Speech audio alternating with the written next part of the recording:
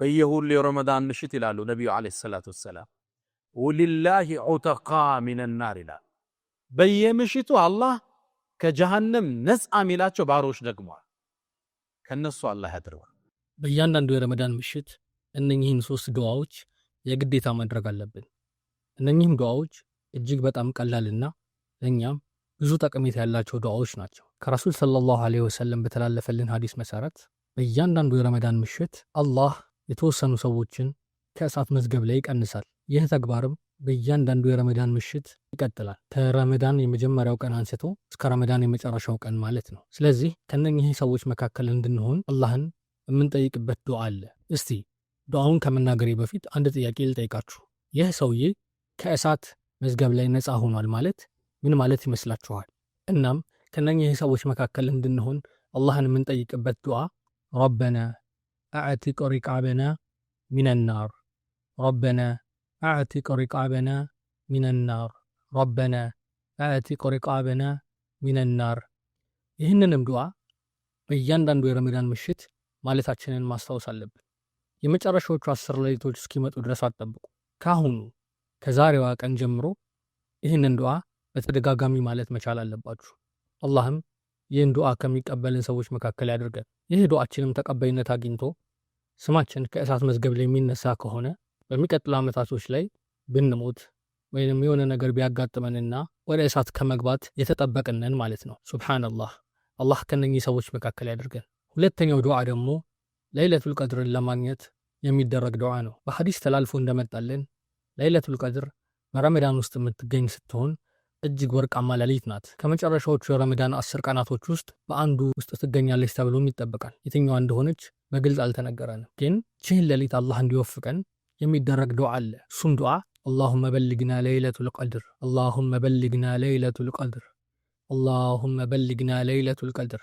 ይህንንም ዱዓ እንደ መጀመሪያው ዱዓ ጊዜ ሳታጠፉ ይህንን ቪዲዮ ከሰማችሁበት ቀን አንስቶ የረመዳን ቀጣዮቹ ቀናቶች ውስጥ በተደጋጋሚ ማለት መቻል አለባችሁ። አላህም ዱዓችንን ሰምቶ ለይለቱል ቀድርን ከሚወፍቃቸው ባሮች መካከል ያደርገን። ለይለቱል ቀድር ለአንድ ሙስሊም ከሙሉ ዓመቱ ከሚያገኘው እጅግ በጣም በላጩ ስጦታ ነው። ምክንያቱም በዛሽ ቀን የሚደረግ አንዲት ኢባዳ ከ1000 ወር የበለጠ ኢባዳ አለው። 1000 ወር ማለትም ወደ 83 ዓመት ከ2 ወር ከ3 ወር አካባቢ ነው የሚገመተው። ያቺን ለይለቱል ቀድር አግኝተን በዛሽ ሌሊት አንድ ሱና ሰላት ከሰገድን፣ አንድ ገጽ ቁርአን ከቀራን፣ ያቺ ያደረግናት ተግባር ለ1000 ወር በሙሉ አላህን ስንገዛ እንደነበር፣ ስንሰግድ እንደነበር፣ ቁርአን ስንቀራ እንደነበር ተደርጎ ነው የሚጻፍልን። ይህ ለኡመተል ሙሐመድ የተሰጠ እጅግ ውብ የሆነ ስጦታ ነው። ይህንንም ሌሊት ለማግኘት አላህ ይህንን ሌሊት እንዲወፍቀን የሚደረገው ዱዓ አላሁመ በልግና ለይለቱል ቀድር። ይህንን ዱዓ በእያንዳንዱ ሰላቶቻችን ውስጥ በተደጋጋሚ በማለት አላህን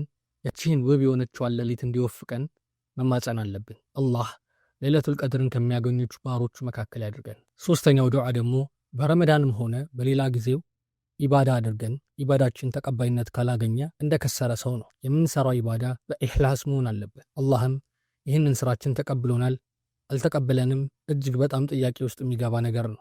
ምክንያቱም ሌሊቱን ሙሉ ስንሰግድ፣ ቀን ሙሉ ስንጾም ውለን ስራችን ተቀባይነት ላይ ኖሮ ይችላል። አላህ ስራቸው መና ከሚቀሩ ባሮች መካከል ያደርገን። አላህ ስራችንን እንዲቀበለን የሚያደርግ አንድ ዱዓ አለ።